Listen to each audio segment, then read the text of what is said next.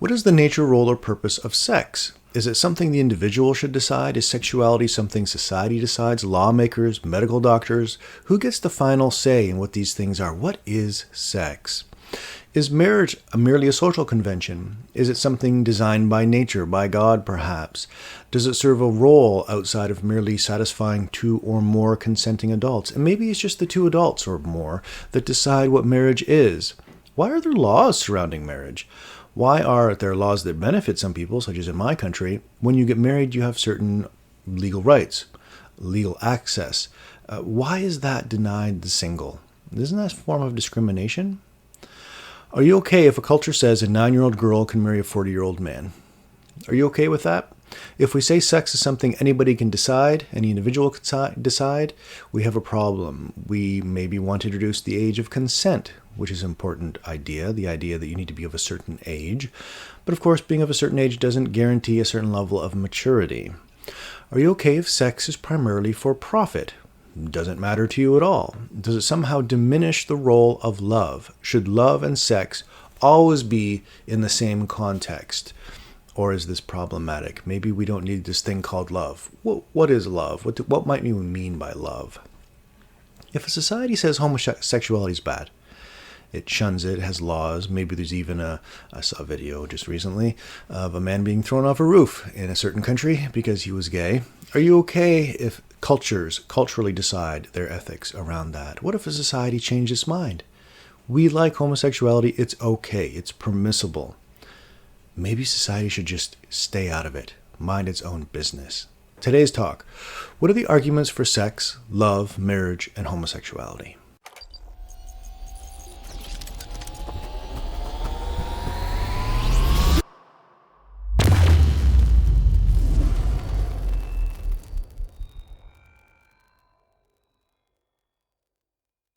I live in what I consider to be a rather free culture, a laissez-faire culture, one in which we say, let go, let adults make adult decisions. We want adults to be responsible.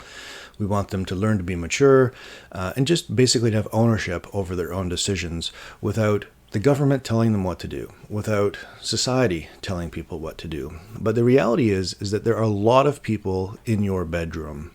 And I mean this metaphorically, maybe literally in some cases. But the argument is that while it may be one or two, let's say there's two in this case, consenting adults engaging in sexuality, love, marriage, even whatever term you want to use, however it describes the relationship. The truth is that the government is there. It has laws, it has expectations about what's right and wrong. And it legalizes certain behaviors that if human beings cross these lines, if we do these things, then there are repercussions. Not all countries have the same. One might argue very well that many of the laws are relative to those particular countries. But then we also have medical doctors giving us medical advice. We have lawmakers, of course, policy decision makers, but also cultural norms. You better believe that Hollywood is very much in your head, determining ideas of beauty and attraction and what love should be. One of the concerns with the widespread availability of pornography is that people's versions of what a happy, satisfying, successful, healthy sex life is, love life is, has changed radically because of the widespread availability of that kind of content. Well, has it, and does it matter? Well, in the very least, I think we can agree, whether you're looking at a Cosmo cover in the grocery store, a magazine cover in a grocery store, or you're looking at something online that tells you this is what beauty is, this is how people are happy, then you have different voices in your head conditioning how you see the world. We're not perfectly free. I would argue that even before most of us are interested in marriage or sexuality of any kind, we have had a lot of training in how to think about these things. And this is what the truth is about this situation. So think of today as an opportunity to reflect upon the values that you have and the arguments for and against certain positions and which ones you might or might not agree with. So to begin, what is sex? Well, sex has something to do with biology, right? We see it in the animal kingdom, we see it all around, and it has something to do with creating DNA soups and mixes to create more creatures that mimic that soup. So it's reproduction, creating more of, multiplication, all right? In the human circle, we often think of sex as having something to do with reproduction, but also pleasure and also love. So we connect these things.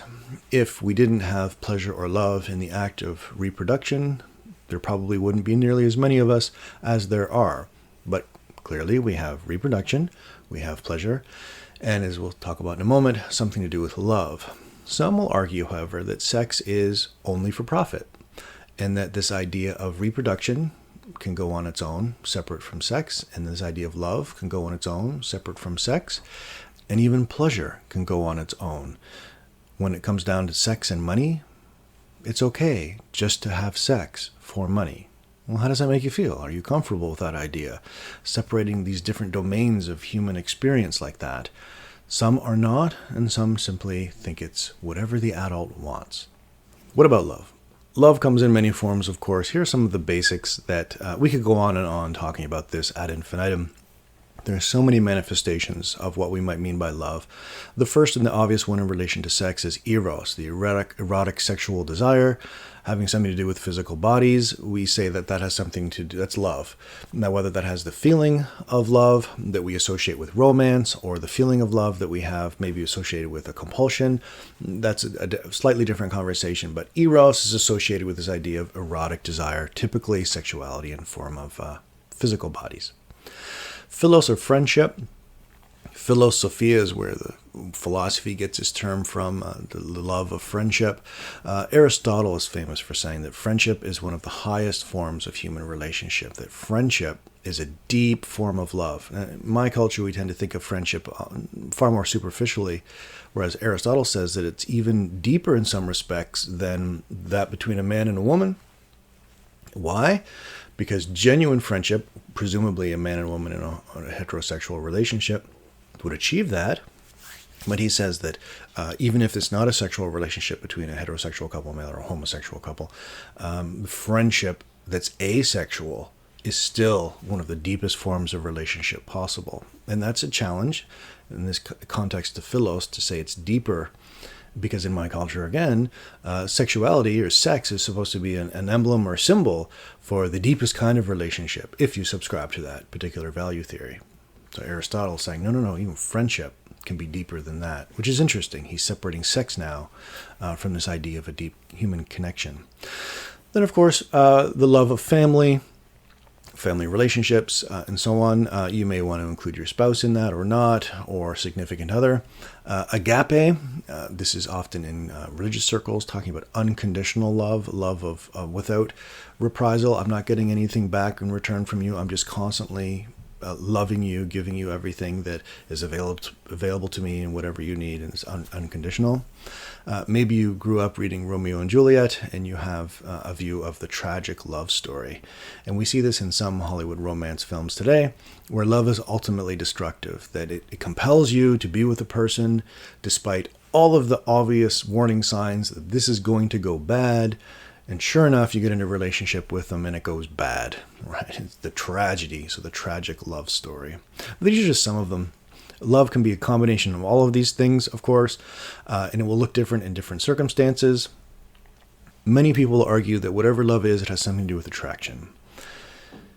But when we say we're attracted to certain things, we give degrees of worth. So I'm attracted to pizza. I like pizza. But if I'm attracted to pizza, like I am my spouse, there's a problem, right? Right? Well, some will say yes and some will say no. Some will say that you can be attracted to whatever you want, however you want, and as long as it doesn't harm anybody else, it's fine. Others will say that if I love pizza and my spouse equally, or however that would be equally, it would be a weird thing to do, but loving them equally is diminishing the fullness of available experience to me, because I can only love this inanimate pizza so much. I can only, oh, you're amazing, you're the best thing ever. Whereas a human being is so much more dynamic and engaging and relational, interactive, that if I love them the same, all I've really done is cheapen the experience and I'm missing out. So it's not just that different people value different things, it's that there are available possibilities in terms of love and sexuality that I may be missing out on if I'm not kind of clear on the path I want to move forward on.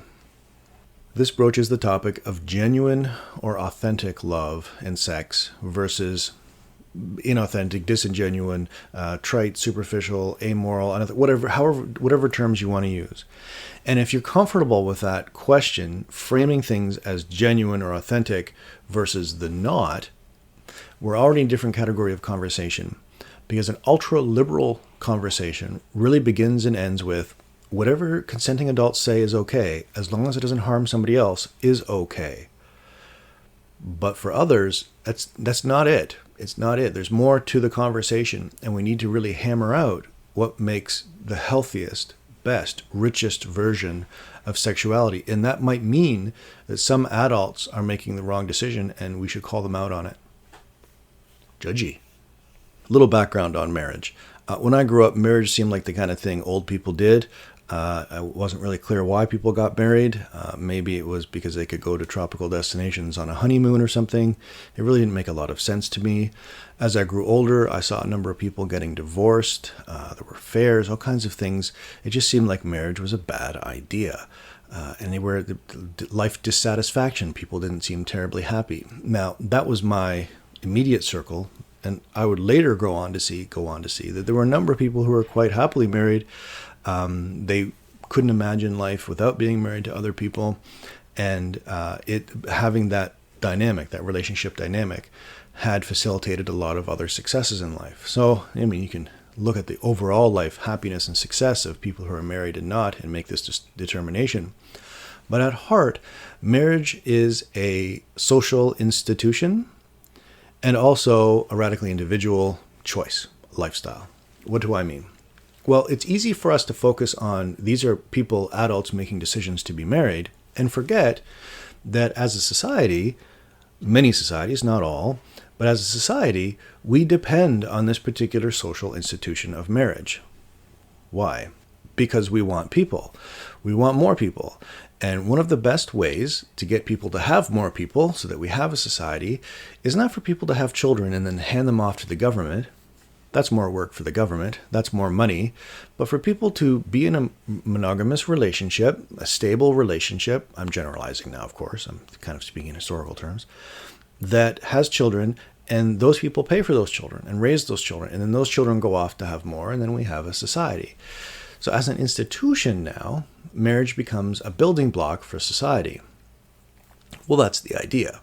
And so that's why we have laws in certain countries that favor this relationship, that allow a husband or a wife to have access to that person, say they were in an accident or something, versus a stranger off the street can't just come in and see you.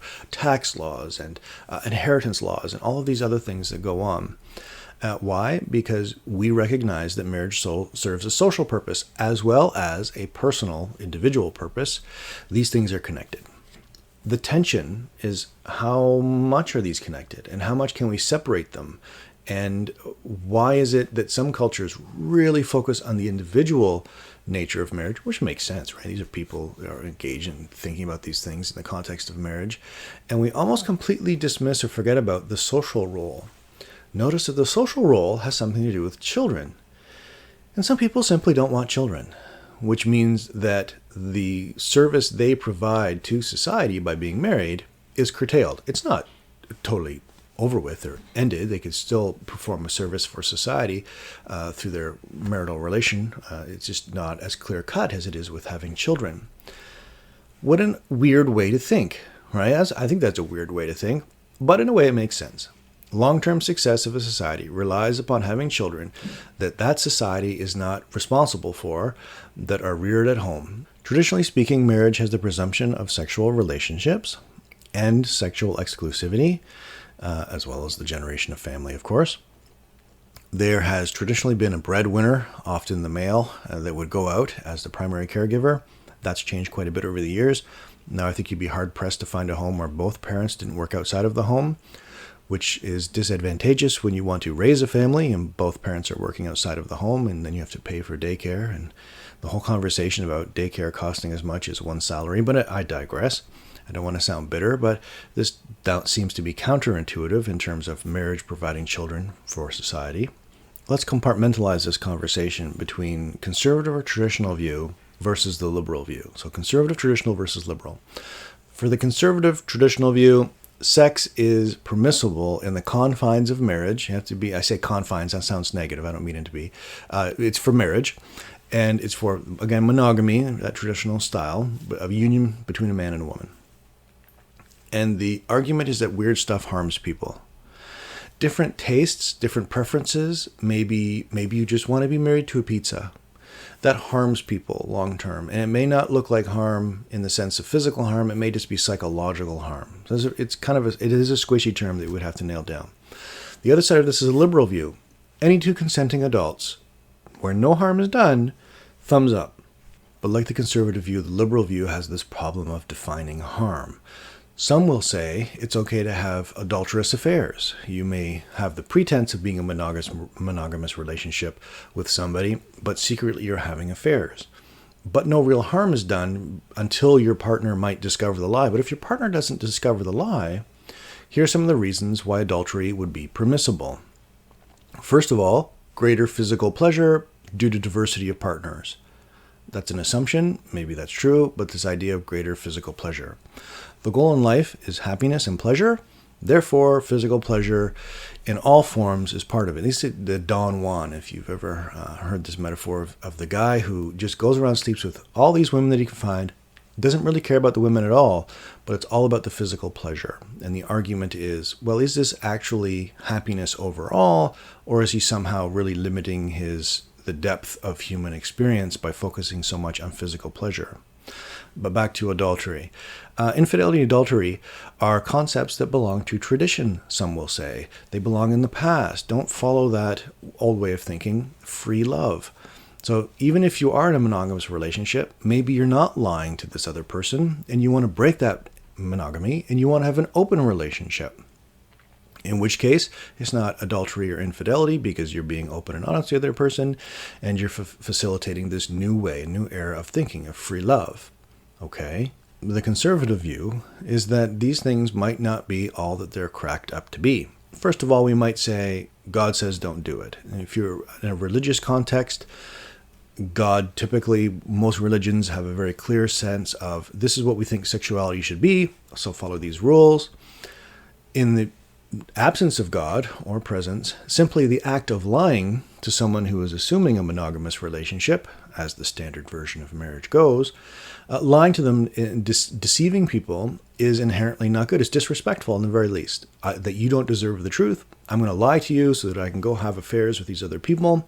And while it may increase my physical pleasure, it's really coming at the expense of you having a view of the world, of you having the truth that you deserve because you've entered into a relationship where you're expecting the truth from your partner. There's a romantic theory, the romantic theory that says affairs kill the romance. Now, some may counter that by saying, oh no, I'm having other romantic affairs with other people.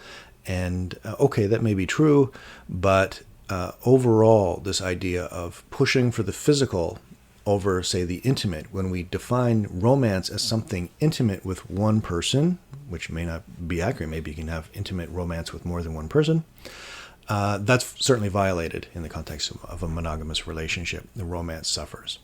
In fact, your relationship in general may suffer as well as your economic situation when you break up. Okay, how about it?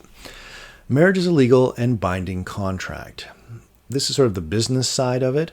And if you're saying that adults can make whatever decision they want, that's great, except that they're often legal binding contracts, as is marriage. When you sign the marriage contract, there are things involved that are not just norms of the day. They're not just, what Hollywood said. These are things that the legal system will insist be followed, which is why divorces are costly, which is why we have paperwork, which is why lawyers make a killing on just doing marriage type stuff, right, as a legal service. On the liberal side, sex is okay as long as consenting adults and no one's harmed. On the conservative side, there's actually a lot of harm going on that the liberals don't want to recognize. While it may look like free love is this amazing opportunity to have an increase in physical pleasure and therefore human happiness, the conservative says actually this is kind of a hollow, meaningless lifestyle that you'll probably recognize after the first few years of trying it, and you really don't have that many committed relationships, all kinds of predictions. And you hear stories of, oh no, I've lived like this my entire life, I'm quite satisfied. For the conservative, love in the context of sex is a foremost sign For the conservative, sex is a sign of love that represents a heightened relational experience. For the liberal, it can mean that too. It can very much be a heightened sign of a connection with a human being, or it may just be recreational sex, or it may just be sex for profit, or it could be all kinds of different things too. The emphasis on love is clearly on the spectrum, right? Loosely connected here, unless they want to be very highly connected, whereas definitely important here at the core of this conversation. For the conservative, it seems unsustainable to have sex and love unless they're connected in a very deep and meaningful way. The relationship is unsustainable without intimacy and a bonding, that whatever is going on here in the liberal perspective is so loose and superficial that it can't help but lead somewhere unfulfilling, less rich. I'm obviously struggling for words here to describe it. Let's apply this conversation to the topic of homosexuality. When I was growing up, homosexuality was taboo. It was something that people didn't really talk about, and when they did, they were socially shunned or ostracized. That has changed even in the last 20 years. There's been a large social movement. Norms have shifted. And now it's not something, hopefully, that people feel they need to keep secret anymore. It's something that I would argue is more or less socially accepted. Now, there's still, obviously, for all of these topics that we're talking about, as norms change, there's room for growth. Nothing's perfect. But let's talk about the traditional versus the liberal view in this context to try and figure out what are their arguments for or against homosexuality? What's going on when people are saying yes or no to it? And is it more than just following this ebb and flow of social norms? Because conceivably, 25 years from now, 100 years from now, maybe the same society I'm in has changed its mind again, and homosexuality is bad. It's one of the things about social norms. While they may change what we think they're changing for the positive, that doesn't mean they're going to stay there. They could revert and actually become oppressive, and they could do all kinds of nasty things. So it's important for us to think about the arguments in place here. With the conservative or the traditional view, there's this thing called natural law theory. It's been famous for a very long time. Important thinkers include people like St. Thomas Aquinas. The argument is that humans should guide their lives around goals or practices or behaviors that we see in nature. That nature shows us how we should act. Not always. I mean, there are abnormalities in nature. Nature does weird, quirky things. But what happens most of the time? If you're a Roman Catholic, no doubt you've heard this view before, that the nature of human sexuality is for procreation. Recreation, maybe, in the context of marriage, but procreation is a constant theme, reproduction, and that's what legitimates sexuality. So if you're gay, if you're a homosexual, and you can't have children, well, that's problematic. You're obviously not living as God designed, as nature entailed, and so you're going to live a life less fulfilling, and it would be in your best interests, so goes the argument, to realize that there's another way. The traditional view says homosexuality is simply unnatural. It's unnatural. And for the purpose of marriage, it's frustrating because it doesn't realize the purpose of marriage. It's confusing the situation. And if we let homosexuals get married, well, that's just going to lead to all kinds of other confusion, because now you're legalizing and socially sanctioning a practice in which people cannot realize their natural selves. They cannot realize the fullness of human experience, interaction, and having children is part of that, a big part of that. The other side of this says, well, having children may be important to some, and that's fine. If an adult so chooses with another adult to have children, they may find that very fulfilling. But to say that sexuality is based primarily, not solely, but primarily on this idea of reproduction, that might be a bit shallow. That might be missing out too, that there's more to the story than the natural procreation. Nature also involves pleasure. The other side of this comes along and goes, wait a minute. You're telling me that I have to have children if I'm going to be fulfilled in my sexual life, sexuality. To really be a full human being, I have to mimic nature, and nature is primarily about having children. Well, what if that's just part of it? Sure, some people may find that their lives are more fulfilled by reproducing, but maybe that's not a universal thing, and you're trying to take a cookie cutter mold or a frame or a mindset and push it on everybody. Maybe it doesn't fairly apply, which ends up meaning that you're forcing a model of a healthy lifestyle that may be diminishing people's fullness of experience. You may be diminishing by arguing for a position that you think increases people's life experiences. You may actually be diminishing them. The conservative view that argues homosexuality is immoral argues that if a relationship is immoral, it shouldn't be done, right? And it certainly shouldn't be eligible for marital status. People who are gay should not be allowed to be married because they do not provide nature's role of reproducing children. Maybe some would argue that they don't produce children also as a social role, but also they're not following that natural inclination or outcome. So that shouldn't be something that we encourage. This is one of the arguments as to why homosexuality is considered bad. It's not just that it doesn't reproduce children, it's that it has an added ingredient or component to it that makes it inherently immoral. Consider this. Premise 1. Homosexual marriage, including weird things like polygamy, incestual marriage, bestial marriage, marrying animals, all possess some kind of feature that heterosexual marriage does not. So whether it's homosexuality, bestiality, all the bad, weird stuff that you can imagine, they all have this certain ingredient. That ingredient is not evident in heterosexual marriage. Problem for conservatives is that if we allow this other weird stuff, maybe it's just between two consenting adults or one consenting adult and a pizza, who knows? If we allow this other weird stuff, then that one ingredient or two ingredients that make it immoral can flow through all of the rest of these other practices. And then suddenly, the conservative believes, we will have an amoral state where anything regarding sex and sexuality and human relationships goes. That will be devastating. Just let people do whatever they want, that laissez-faire argument that I was talking about before, and then you have an open door to polygamy, incestual marriage. Sure, a 9-year-old girl can marry a 40-year-old guy, no problem. That's the fear, that's the concern. But what is that ingredient? And does that ingredient that's in homosexuality exist in pedophilia and all of these other things? That's a far too general claim. We have to get much more specific. What is going on here that you think makes homosexuality wrong? And does that exist in other things and not in heterosexual marriage?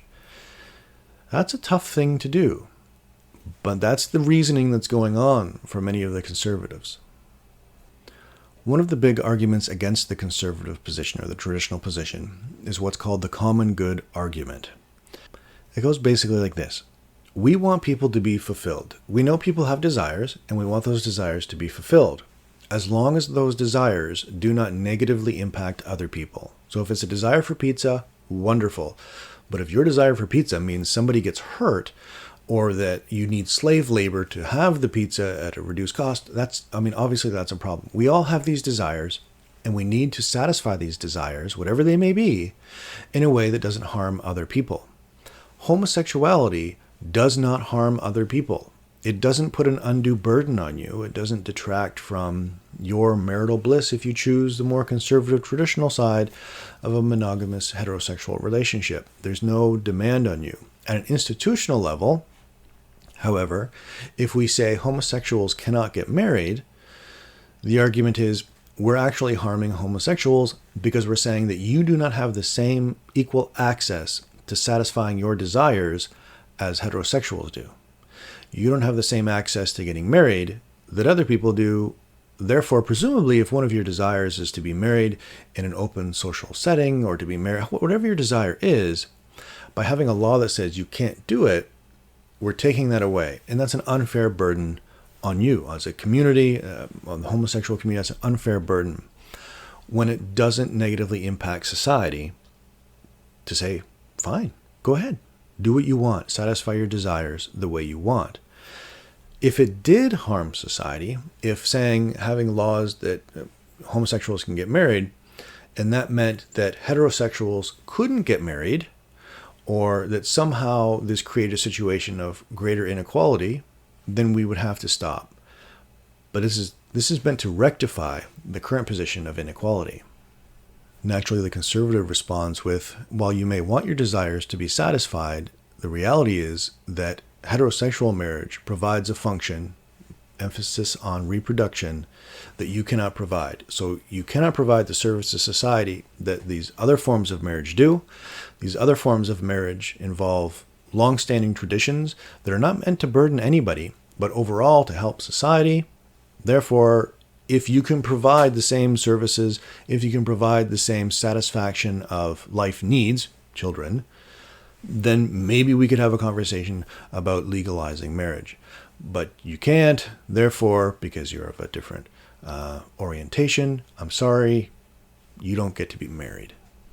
So what have we looked at so far? We've looked at the nature of sex, love, marriage. We've applied that to the topic of homosexuality, and we just tried to raise some basic questions regarding how are people thinking when they argue for a conservative side versus a liberal side? Yes, there's a spectrum in between. What are some of the social implications, as well as the obvious, very strong personal implications for the decisions that I make? I've argued that while we want to be free and make our own decisions, that we're largely not. And we can gain freedom by thinking about these issues, but to overlook the sheer number of people in our bedrooms telling us how to act with not just laws and medical practice, but conditioning how we see the truth of our own beauty, the truth of attraction, the ideas of romance. To overlook those makes us less free. So we need to really think about those, challenge stereotypes, challenge the norms. And again, I'll reiterate, these are profoundly important topics that surprisingly don't get a whole lot of conversation at a sort of a reflective intellectual level in culture. We tend to take on these ideas through osmosis. We just take in the ideas or the values regarding sex and love from the world around us instead of dialoguing with them. So I would encourage you to spend some time asking yourself where you are right now on a spectrum and where you might want to be. So here's a spectrum very quickly. There's the ultra-conservative. All sex is morally wrong, even shameful. That's an ultra, way at the far, far side here. Then there's the conservative view that sex is moral in marriage only and for the purposes of that marriage relationship. So conservative. But then we have non-conservative, moderate, liberal, neoliberal, ultra. We can do all kinds of terminology that just runs the gamut here. But let me go to the far right now and kind of eke our way back. The ultra-liberal, there's no rules. Everything goes. Literally everything goes. Sex with animals, sex with pizza, like just whatever you might think of as a possible form of perversion that's unhealthy, that's unethical, doesn't apply here. Just do whatever you want. I don't know that I've ever met anybody like that, but that theoretically, that position is possible. But let's come back a little bit from that, sort of a more, you might use the term neoliberal. Sex does not require deep love or deep commitment, but it probably needs some kind of affection. And all the titles that I use now are interchangeable, or you can change them too. It's just this idea that we're looking at the spectrum of arguments. But then more to the middle that a lot of people talk about is a liberal perspective that says sex in all of its forms is basically morally neutral. Right? It's basically morally neutral. Sex has no special status. There's nothing unique about sex. It's like any other act in life. We need to treat sex like we treat any other social activity, any other human activity, which means when people lie, whether they're lying about speeding on the highway or they're lying about having an adulterous relationship, we treat it the same way. Lying is bad. When it harms people, then we have a conversation about it. But don't give special standing or unique status to sexuality. That position obviously falls very much outside of or does not align with the conservative traditional view that very much makes sexuality special as a unique sign of love and bond and attachment that is supposed to represent a deeper life satisfaction. So I'll leave this up to you then. Along this huge spectrum of human sexuality that brings in questions of love and marriage and whether or not things like homosexuality are okay, physical appearances of beauty included in all of this as well. What do the best forms of human sexuality and marriage and love look like?